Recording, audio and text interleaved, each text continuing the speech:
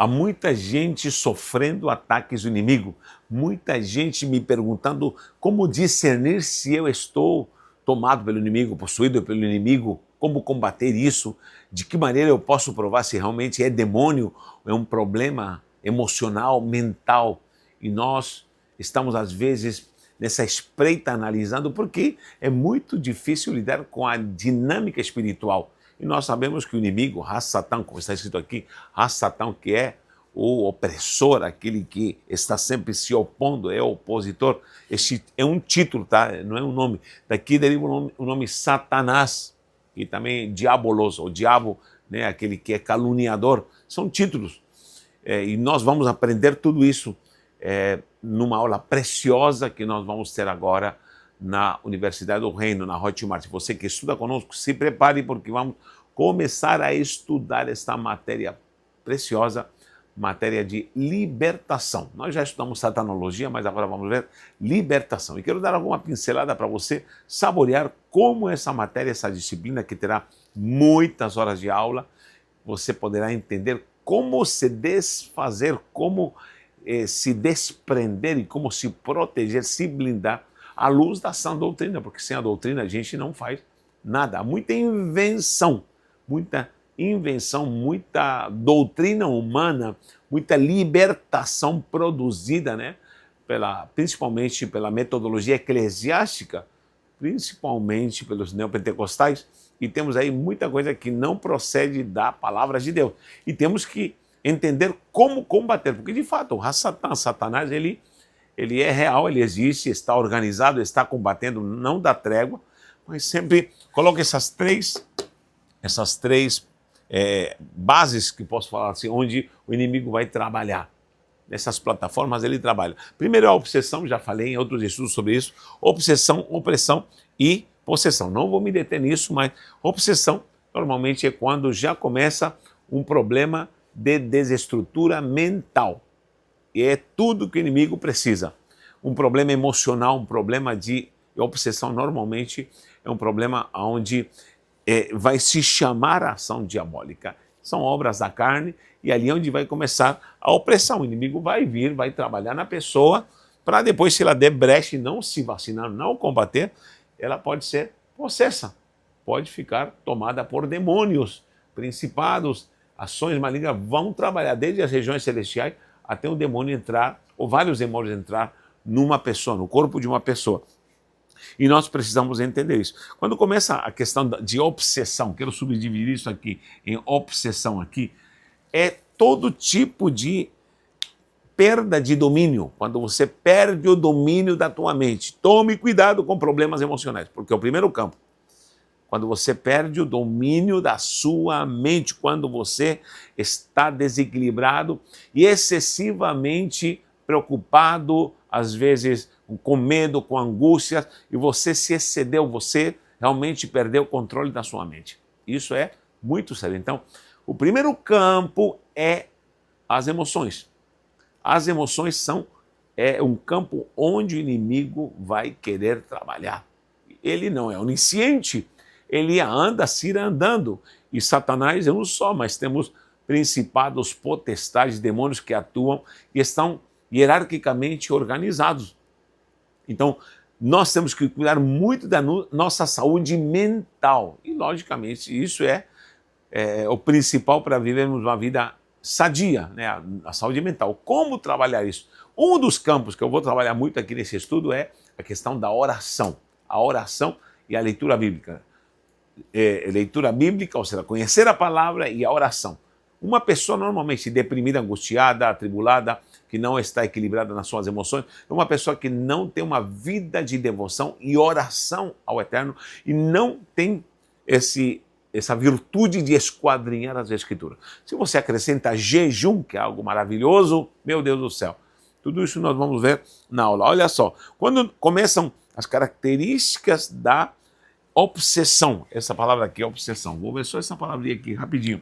Principalmente quando eu falei perda do domínio da mente, preocupação excessiva, quando você se preocupa de uma forma compulsiva por alguma coisa que não há necessidade de se preocupar, Aí você tem que tomar cuidado. Por exemplo, seu filho saiu, você fica preocupado que vão atropelar, que vão fazer isso, que vão assaltá-lo. Eu sei que estamos vivendo num mundo mau, mas há um controle e há também um equilíbrio para lidar com esse tipo de sentimento. Preocupação excessiva, maus pensamentos, vai acontecer alguma tragédia, você vive sempre pensando em coisas malignas, como também o toque. O toque é transtorno obsessivo compulsivo. Pessoas que sempre estão lavando as mãos, sempre estão verificando portas, pronto, aí começa um transtorno onde você deve tomar cuidado.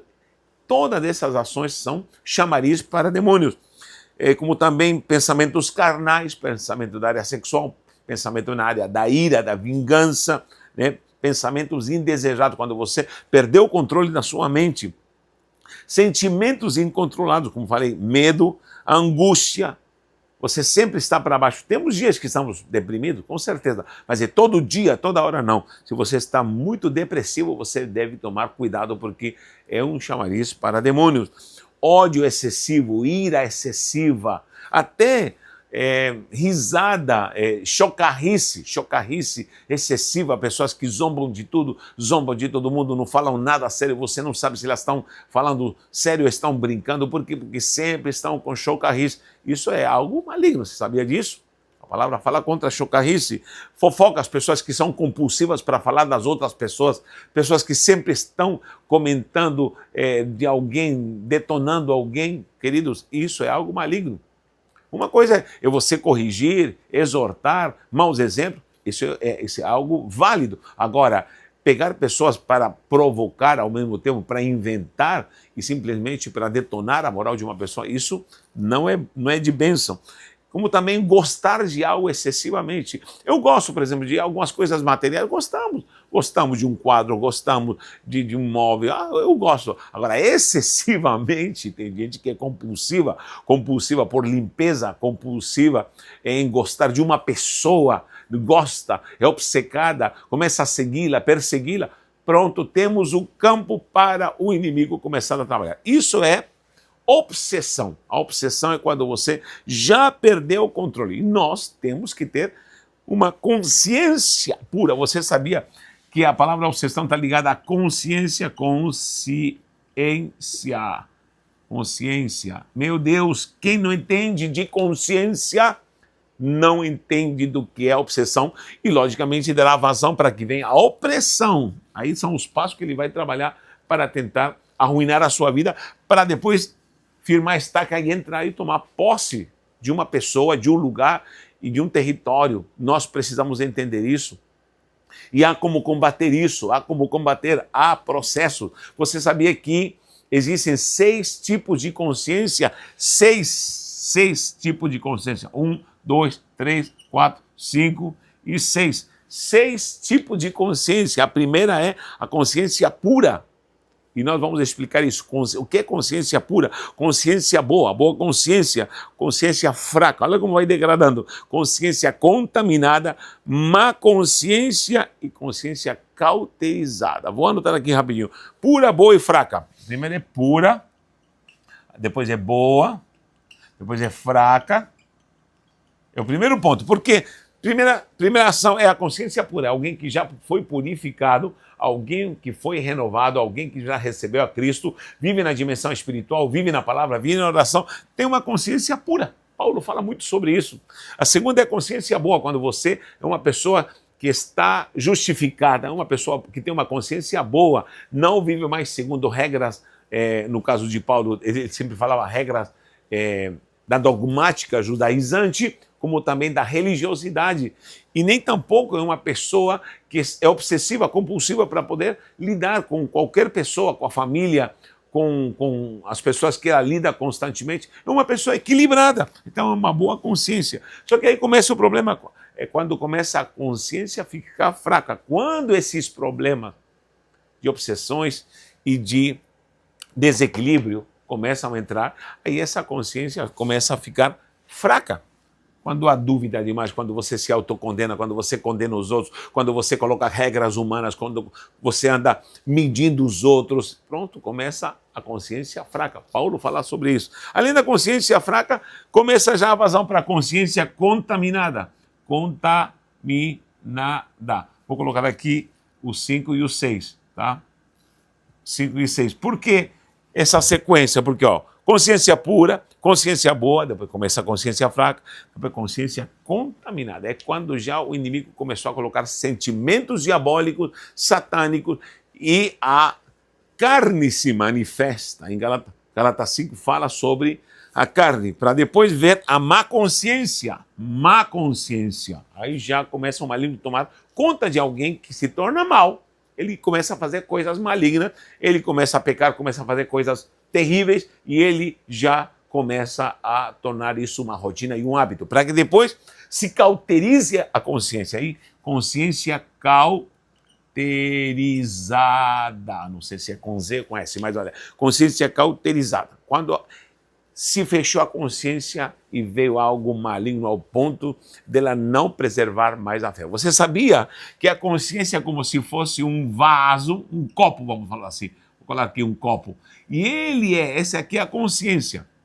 A consciência é isso aqui. E ela retém o quê? Você sabia disso? O que a consciência retém? Ela retém a fé.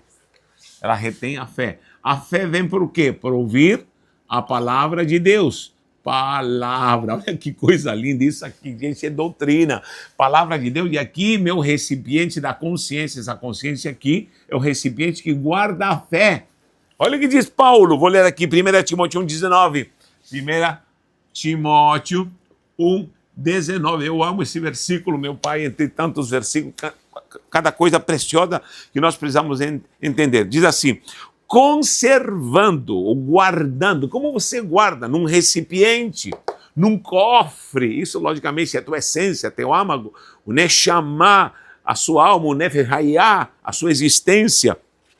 Diz, conservando a fé na boa consciência. Alguns dizem, e na boa consciência. Ou seja, quando existe essa boa consciência, ela conserva a fé, rejeitando a qual alguns fizeram naufrágio da sua fé. Ou seja, uma vez que você deteriora a sua consciência, ela de pura, boa, passa a ser fraca, contaminada, má, para ficar cauterizada. E esse caso aqui é quase um caso perdido. Não vou falar que é um caso perdido, mas é praticamente um caso perdido. Dificilmente alguém que chegou à sua consciência cauterizada voltará à sua vida de fé, de ligação com o Espírito, porque uma pessoa cauterizada, ela pode até blasfemar contra o Espírito, e isso não tem pecado. Não tem perdão. Não tem perdão. Esse pecado não tem perdão.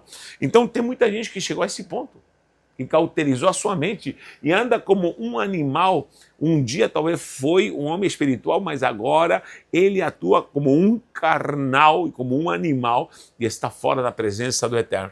E aí, logicamente, se esvazia a fé.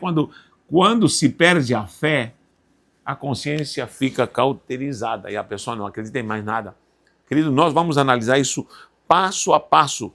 Passo a passo. 1 Timóteo 4,2, vou ler também aqui. 1 Timóteo 4,2. Fala sobre isso aqui. Diz aqui, pela hipocrisia de homens. A hipocrisia é um dos sinais. Por isso, Jesus combateu muitos hipócritas. Ai de vós, hipócritas. A hipocrisia de homens que falam mentiras, tendo cauterizada a sua própria consciência. Então, temos a consciência cauterizada. Pura, boa, fraca, contaminada, má e cauterizada. São estágios. Nós vamos analisar isso passo a passo para que você entenda como você pode combater o inimigo, como você pode se preparar para viver uma vida de fé gloriosa.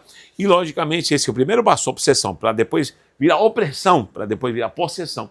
Tudo isso é gradual. O inimigo, o que ele tem de sobra é tempo. E ele não desiste, porque ele é o tentador. Ah, se a igreja pudesse tentar e perseverar como o inimigo, vai perseverar e tentar até o último segundo da nossa vida. Vai estar repreendido em nome do Eterno. E nós te convidamos para estar conosco estudando e cremos aqui, neste lugar onde estaremos gravando, haverá poder para libertar. Na descrição do vídeo está aí o link para você estudar conosco e com certeza conhecer mais sobre a palavra e que haja libertação em nome do Eterno. Um abraço e um beijo no coração.